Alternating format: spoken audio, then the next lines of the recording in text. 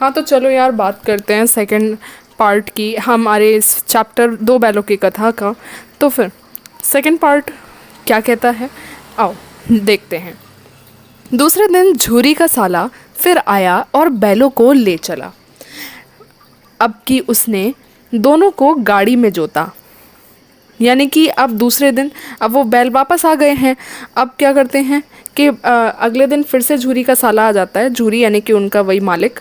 तो झूरी का साला आ जाता है और फिर से उन दोनों बैलों को लेने आ जाता है। और उन दोनों बैलों को इस बार पता है वो अपने साथ ऐसे चला कर नहीं ले जा रहा है, मतलब गाड़ी लाया था और उस गाड़ी में बिठा कर के वो उन दोनों को लेकर के जा रहा था।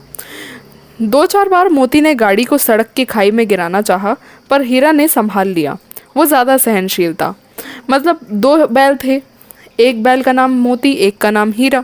अब जो मोती था वो थोड़ा सा ज़्यादा नटखट कह लो या फिर थोड़ा सा ज़्यादा शरारती था, थोड़ा सा नॉटी था।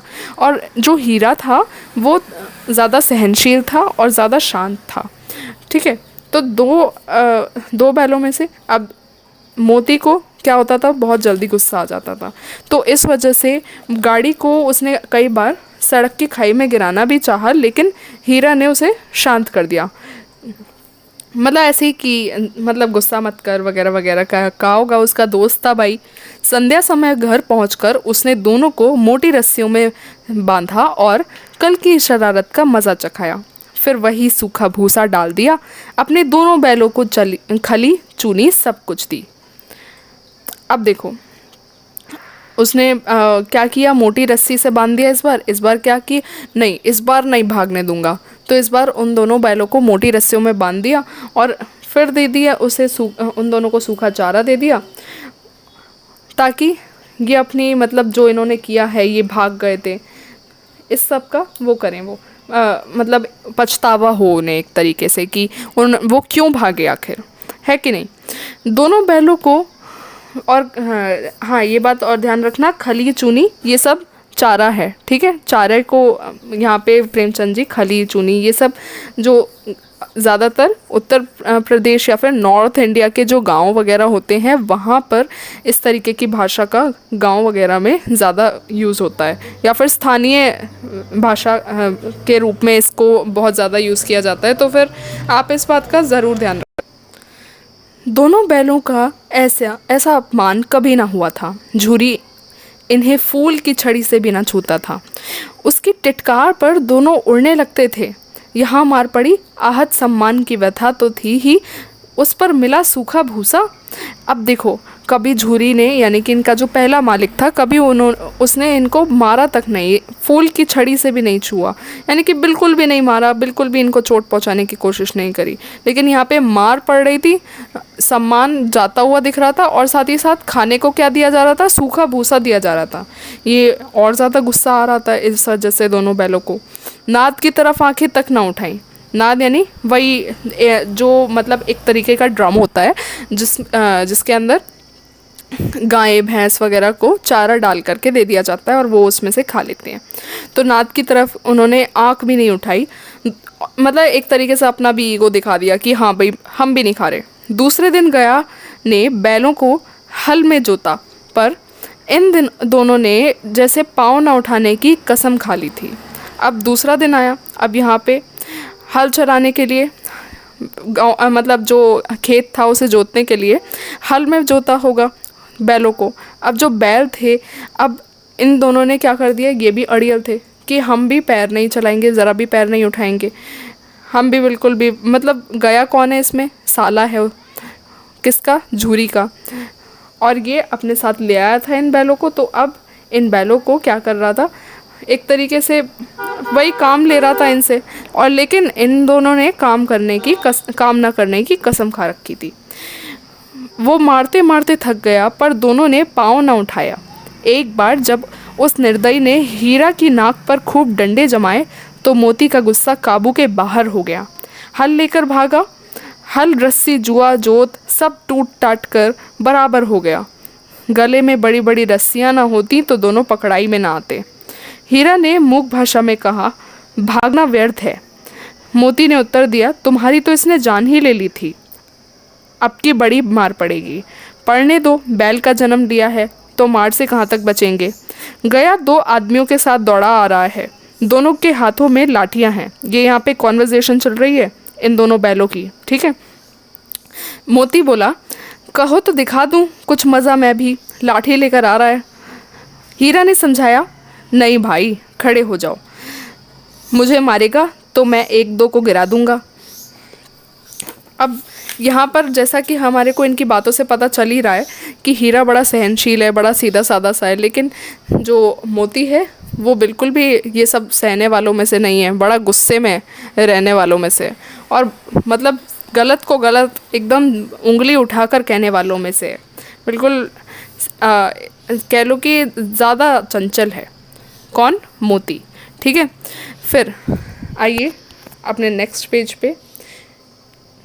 नहीं, हमारी जाति का ये धर्म नहीं है। मोती दिल में ऐंठ कर रह गया। गया आ पहुंचा और दोनों को पकड़कर ले चला। कुशल हुई कि उसने इस वक्त मारपीट ना की, नहीं तो मोती भी पलट पड़ता। उसके तेवर देखकर गया और उसके सहायक समझ गए कि इस वक्त टाल जाना ही मसलत है। मसलत यानी उचित, ठीक है। आज दोनों के सामने फिर वही सूखा भूसा लाया गया। दोनों चुपचाप खड़े रहे। घर के लोग भोजन करने लगे। उस वक्त छोटी सी लड़की 2 रोटियां लिए निकली और दोनों के मुंह में देकर चली गई। उस एक रोटी से इनकी भूख तो क्या शांत होती, पर दोनों के हृदय को मनो भोजन मिल गया। यहाँ भी किसी सज्जन का वास है। लड़की भैरों की थी, उसकी माँ मर चुकी थी।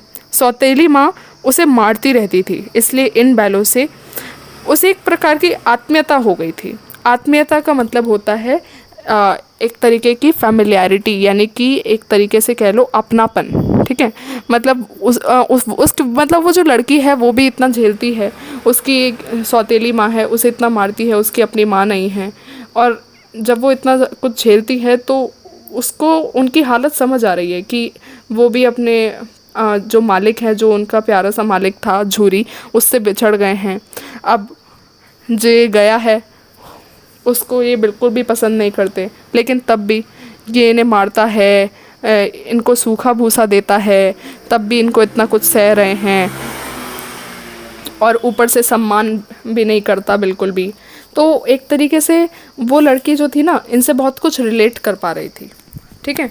और ये जो ये रिलेटेबिलिटी है, इसे ही आत्मीयता कहा गया है, ठीक है। तो इस बात का ध्यान रखना।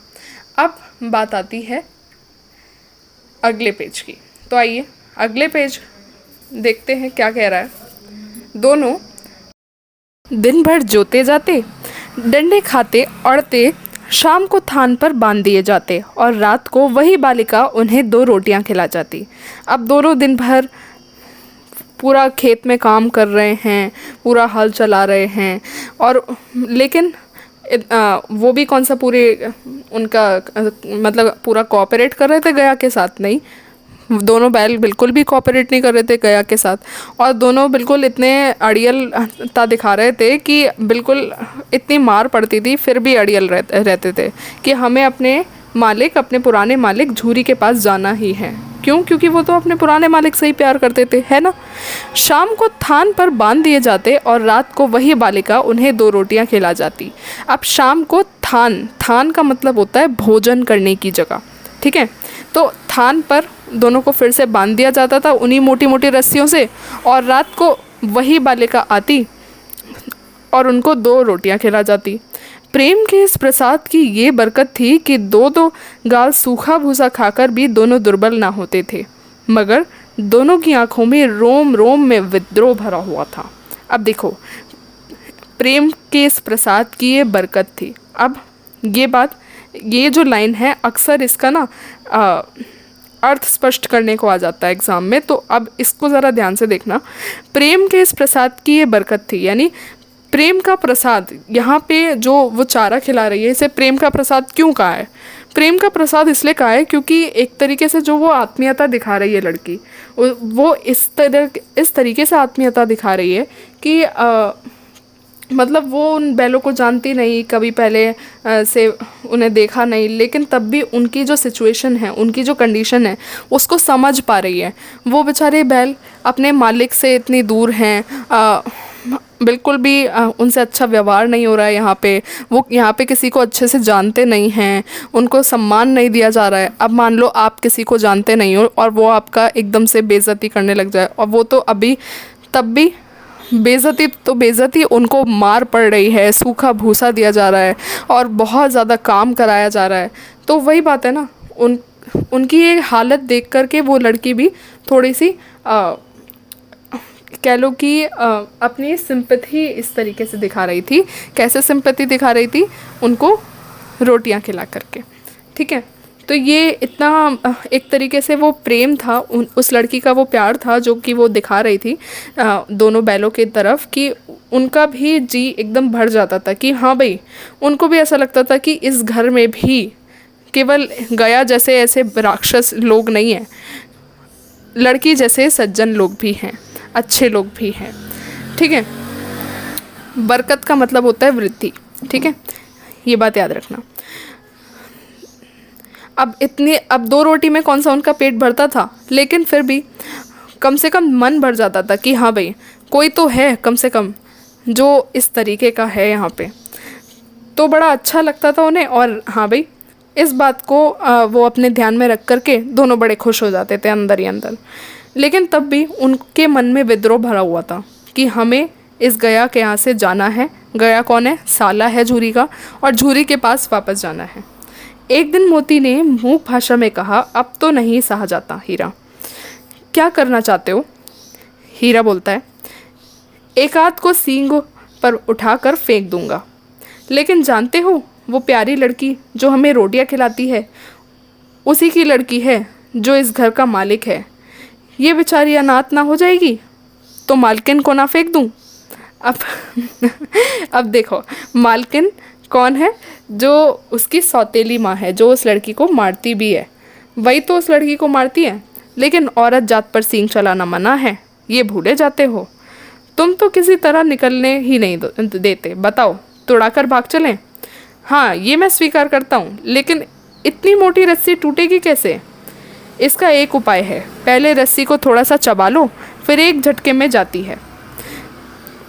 रात को जब बालिका रोटियां खिलाकर चली गई, दोनों रस्सियां चबाने लगे, पर मोटी रस्सी मुंह में ना आती थी। बेचारे बार बार जोर लगा कर रह जाते थे। सहसा घर का द्वार खुला और वही लड़की निकली। सहसा का मतलब होता है अचानक। देखो, अब उन्होंने प्लान बनाया था कि हम क्या करेंगे, इस रस्सी को चबा चबा कर कमज़ोर कर देंगे, फिर एक झटके में झटका देंगे तो ये पूरी रस्सी टूट जाएगी और फिर भाग जाएंगे। तो अब यहाँ पर उन्होंने भागने का प्लान बनाया था, लेकिन इतनी मोटी रस्सी से उन्हें बांधा गया था कि वो टूट ही नहीं रही थी। कितना भी वो चबा लें, उसे कुछ फ़र्क ही नहीं पड़ रहा था उस पर। तो एकदम से वो देखते हैं कि घर का जो द्वार है, घर का दरवाज़ा है, खुलता है और वही लड़की आती है बाहर, ठीक है। दोनों सिर झुकाकर उसका हाथ चाटने लगे। दोनों की पूंछें खड़ी हो गई। उसने उनके माथे सहलाए और बोली, खोले देती हूँ, चुपके से भाग जाओ, नहीं तो यहाँ लोग मार डालेंगे। आज घर में सलाह हो रही है कि इनकी नाकों में नाथ डाल दी जाए। उसने गराव खोल दिए, पर दोनों चुपचाप खड़े रहे। अब देखो, गराव का मतलब होता है गले की रस्सी, ठीक है। जो गाय बैलों के गले में रस्सी डाल दी जाती है उसको गराव कहते हैं, ठीक है। तो अब उसने क्या कर दिया, गराव खोल दिए। किसके? बैलों के ही जो गले में रस्सी थी, अब उसको खोल दिया उस लड़की ने। लेकिन वो भागे नहीं, एकदम चुपचाप खड़े रहे। मोती ने अपनी भाषा में पूछा, अब चलते क्यों नहीं? मतलब मोती हीरा से पूछता है। हीरा ने कहा, चले तो, लेकिन कल इस अनाथ पर आफत आएगी, सब इसी पर संदेह करेंगे। सहसा बालिका चिल्लाई, दोनों फूफा वाले बैल भागे जा रहे हैं। ओ दादा, दादा, दोनों बैल भागे जा रहे हैं, जल्दी दौड़ो। तो मतलब वो एक तरीके से इस तरीके का स्वांग, एक तरीके से ड्रामा कर रही थी कि जैसे जो ये बैल हैं ये खुद ही भागे हैं, ताकि उस पर बात भी ना आए और ये बैल बच भी जाएं। और वो बैल जो थे वो वैसे भी भाग नहीं रहे थे। क्यों? क्योंकि मतलब वो चुपचाप इसलिए ही खड़े थे क्योंकि उन्हें भी इस लड़की की चिंता थी, कहीं इस पर बात ना आ जाए कल। तो उनको भगाने का उस लड़की को एक यही तरीका दिखा। उसने अपने जो मतलब कह लो कि उसके जो पिता थे गया, उसको बुला लिया, ठीक है, जो झूरी का साला है, ठीक है। अब हमारा नेक्स्ट पेज, आओ सेकंड पार्ट का लास्ट पेज क्या कहता है। गया हड़बड़ाकर भीतर से निकला और बैलों को पकड़ने चला। अब गया जो है वो भाग करके आता है घर के अंदर से और बैलों को पकड़ लेता है, मतलब पकड़ने चलता है, पकड़ने के लिए दौड़ता है, लेकिन इतने में जो बैल थे वो सरपट भाग चुके थे, ठीक है। गया ने पीछा किया और भी तेज़ हुए। गया ने शोर मचाया, फिर गांव के कुछ आदमियों को भी साथ लेने के लिए लौटा।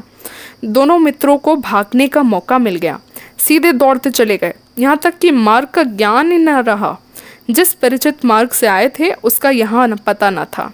नए नए गांव मिलने लगे।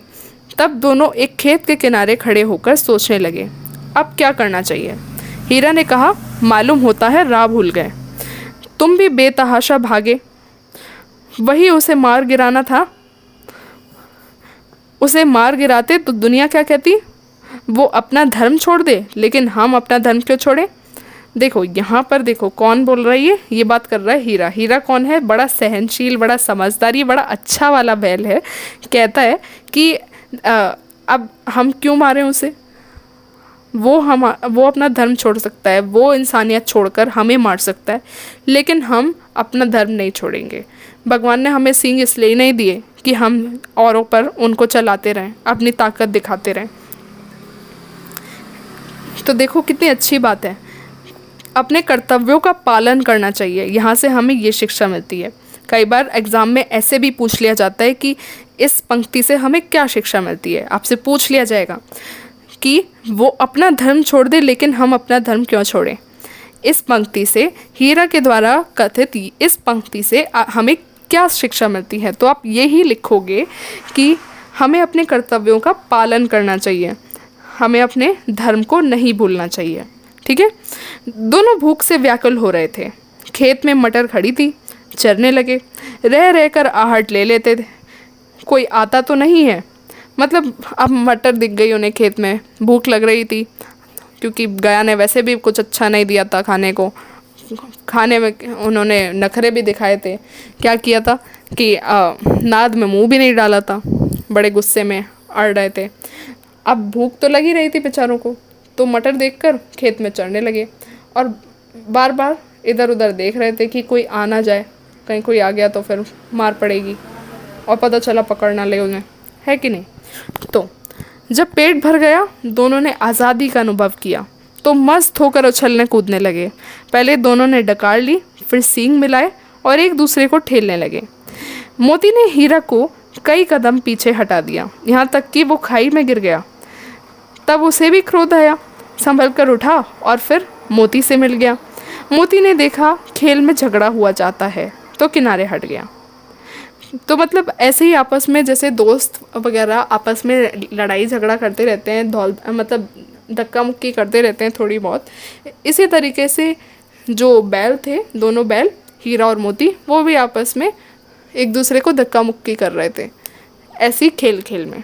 लेकिन जैसे ही मोती को लगता है कि यहाँ पर झगड़ा सा हो रहा है, मतलब थोड़ा दूसरी तरफ से भी, यानी कि थोड़ा झगड़ा बढ़ता हुआ सा लग रहा है, तो फिर वो भी पीछे हट गया।